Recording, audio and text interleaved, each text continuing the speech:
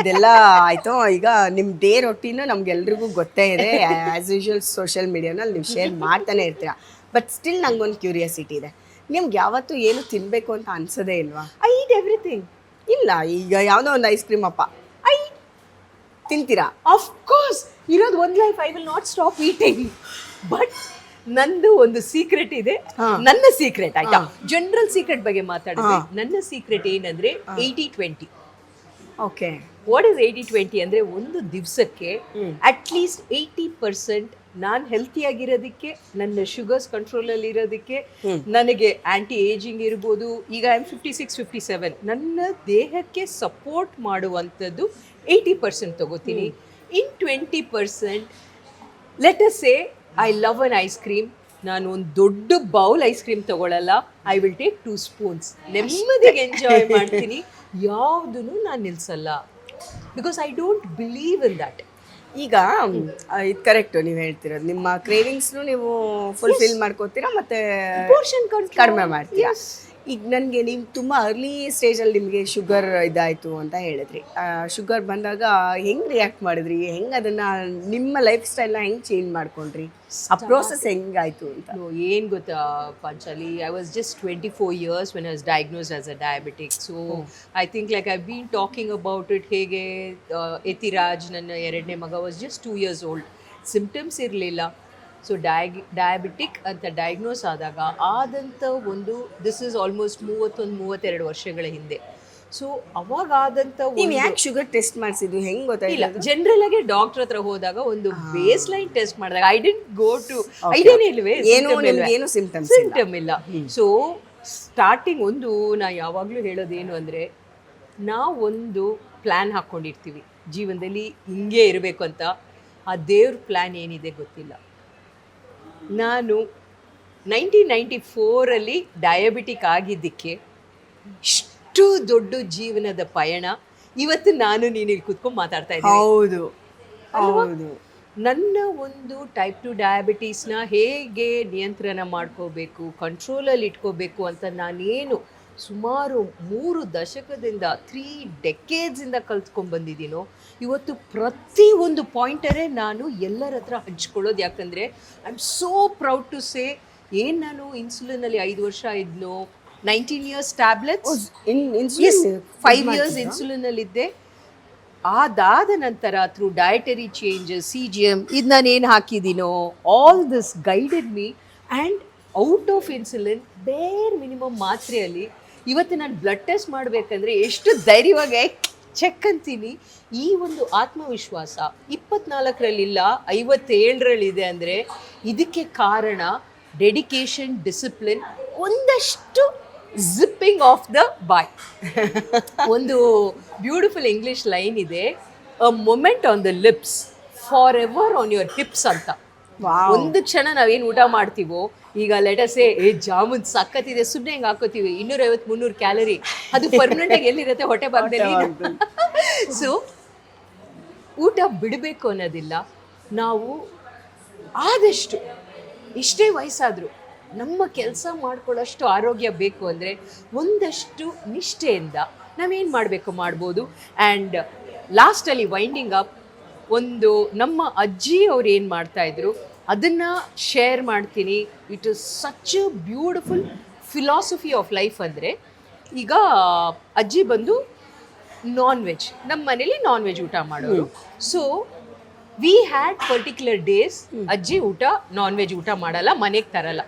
ಏನಂದರೆ ಸೋಮವಾರದ ದಿವಸ ಲಾರ್ಡ್ ಶಿವನಿಗೋಸ್ಕರ ತರ್ತಾ ಇರಲಿಲ್ಲ, ಮಂಗಳವಾರದ ದಿವಸ ಸುಬ್ರಹ್ಮಣ್ಯ ದೇವರು ತರ್ತಾ ಇರಲಿಲ್ಲ, ಬುಧವಾರ ಒಂದು ದಿವಸ ಇಟ್ ವಾಸ್ ಓಕೆ ಅಲೌಡ್, ತಿರ್ಗಾ ಗುರುವಾರ ನೋ, ಶುಕ್ರವಾರ ಲಕ್ಷ್ಮೀ ಡೇ ನೋ, ಸ್ಯಾಟರ್ಡೇ ನೋ, ಸಂಡೇ ಒಂದು ದಿವಸ. ಸೊ ಹೆಸರಿಗೆ ನಮ್ಮ ಫ್ಯಾಮಿಲಿಯಲ್ಲಿ ನಾನ್ ವೆಜ್ನ ಊಟ ಮಾಡ್ತಾ ಇದ್ವಿ, ವಾರಕ್ಕೊಂದಿನ, 2 ದಿನ, ವೆಡ್ನೆಸ್ಡೇ ಯಾವತ್ತಾದರೂ ಅಥವಾ ಸಂಡೇ ಮಾಡ್ತಾ ಇದ್ವಿ. ಈ ನಡುವೆ ಆ ಥರ ಮಾಡಿದಾಗ ಏನಾಗುತ್ತೆ, ಆಟೋಮ್ಯಾಟಿಕ್ ಆಗಿ ನಮ್ಮ ದೇಹಕ್ಕೆ ವೆಜಿಟೇರಿಯನ್ ಫುಡ್ಸ್ ಜಾಸ್ತಿ ಆಗುತ್ತೆ. Non veg, triglyceride, non veg food, triglyceride, cholesterol ಎಲ್ಲ ಆಟೋಮ್ಯಾಟಿಕ್ ಕಡಿಮೆ ಆಗುತ್ತೆ. ಸೊ ಈ ಕಾಲದಲ್ಲಿ, ಅವಾಗೆಲ್ಲ ಜಾಯಿಂಟ್ ಫ್ಯಾಮಿಲೀಸ್ ಇದ್ವಿ, ನಾವೆಲ್ಲ ಮಾಡ್ತಾ ಇದ್ವಿ. ಈ ಕಾಲದಲ್ಲಿ 5:2 ಅಂತ ಒಂದು ಯಾರು ಬೇಕಾದರೂ ಫಾಲೋ ಮಾಡ್ಬೋದು. ಇವತ್ತು ಈ ವಿಡಿಯೋ ನೋಡೋರು ನೀವು ಫಾಲೋ ಮಾಡಿ. ಎಷ್ಟು ಈಸಿ ಆಗುತ್ತೆ ಅಂದರೆ, what is that? 5 days in a week moderate ಹೆಲ್ತಿಯಾಗಿ ಮನೆ ಊಟ ಎಷ್ಟಾಗುತ್ತೋ ಮಾಡಿ. 2 days ನಿಮ್ಮ ಇಷ್ಟವಾದ ದೇವರಿಗಿರ್ಬೋದು, ಅಥವಾ let's a your career oriented and ಕೆರಿಯರ್ಗೋಸ್ಕರ ಅಂತ ಇರ್ಬೋದು, ಏನಾದರೂ ಇರ್ಬೋದು. ವಾರದಲ್ಲಿ 2 ದಿವಸ ಆದಷ್ಟು ಬೆಳಗ್ಗೆಯಿಂದ ಸಂಜೆವರೆಗೂ ತರಕಾರಿ, ಹಣ್ಣು, that is I am saying raw fruit, vegetables, ಅಥವಾ ಒಬ್ಬೊಬ್ರಿಗೆ ರಾ ಫ್ರೂಟ್ ಸೆಟ್ ಆಗಲ್ಲ, ರಾ ವೆಜಿಟೇಬಲ್ಸ್ ಸೆಟ್ ಆಗಲ್ಲ, ಸ್ವಲ್ಪ ಸ್ಟೀಮ್ ಮಾಡ್ಕೊಳ್ಳಿ. ಬಟ್ ಸಂಜೆವರೆಗೂ ಗೋ ಲೈಟ್ ಆನ್ ದಿಸ್. ಸಂಜೆ ಒಂದು ಟಿಫಿನ್ ಥರ ಏನಾದರೂ ಮಾಡಿ. ಅವತ್ತಿನ ದಿವಸ ಕ್ಯಾಲರಿ ಕೌಂಟ್ ನಿಮಗೆ ಏನು ಕಟ್ ಡೌನ್ ಆಗುತ್ತೋ, 2 ದಿವಸ ಮಾಮೂಲು ಊಟ ಮಾಡಿ, ತಿರ್ಗಾ ಇನ್ನೊಂದು ದಿವಸ ಈ ಥರ ಕಡಿಮೆ ಮಾಡಿ. ವಾರದಲ್ಲಿ 2 ದಿವಸ ಆದಷ್ಟು ನೀವು ನ್ಯಾಚುರಲ್ ಫುಡ್ ಕಡೆಗೆ ಹೋಗಿ, ರಾತ್ರಿ ಮಲ್ಗೋಕೆ ಮುಂಚೆ ಒಂದು ಚೆನ್ನಾಗಿ ನಿಮಗೆ ಸಂತೋಷ ಕೊಡೋ ಇಂಥ ಕಿಚಡಿ, ಆರಾಮಾಗಿ ಒಂದು ಬೌಲ್ ಕಿಚಡಿ ತಗೊಂಡು ಮಲಗಿದಾಗ ನಿಮ್ಮ ಕ್ಯಾಲರಿ ಬ್ಯಾಲೆನ್ಸ್ ಆಗತ್ತೆಪ್ಪ.